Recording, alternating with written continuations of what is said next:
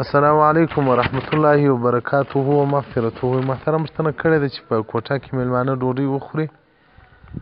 نو بیا دا ډوډۍ اضافه سي ډک ډک پلیټونه یوه ګوله میلمنو ځین کړي نو کور یې د انسانان نه خوري وایي دا خو نو د نارینه د خولې شی ښځه باید نه وخوري. مسایګان مو دی فقیرانو مسکینانو دي چې ورکړو نو بیا په دا ټپ په دا کچرې په ځای کې غورځوو نو دی حافظ د قرآن دی وایي ما ورته وویل چې دا خو غاړې هم بندېږي اسراف دی وایي دی وایي یا د نارینه د خولې شی څوک نه خوري. محترم هغه په هغه صورت کې چې د شهواتو نیت کې پکښې وي نو ځکه فقهای کرام وایي وایي د نارینه پسخورده دي ښځینه نه خوري د هغه نارینه چې پردی وي او د پردۍ ښځې پسخورده دي بیا نارینه نه خوري او دا چې هغه نیت نه وي کې پکښې بیا شرن څه مشکل نشته او هغه نیت به بیخي فاسقان او فاجران به کوي چې مسلمان هغه دغه نیت نه کوي. نو ځکه امام غزالی رحمت الله مبارک وایي وایي یو روایت موږ ته راغلی دی چې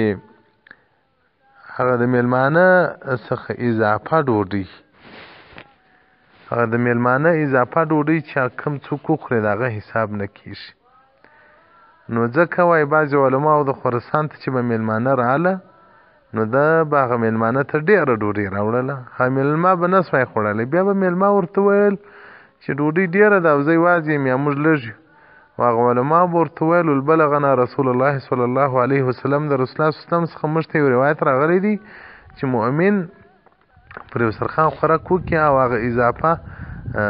خوراک هغه اضافه ډوډۍ بیا بل مؤمن وخوري د هغه الله جل جلاله حساب نه کوي. نو موږ په دغه وجه ډېره ډوډۍ راوړو چې دوی تر لاس راوځي باره بیا زموږ سره حساب نه کېږي. احیاء العلوم جلد دوم صفحه نمک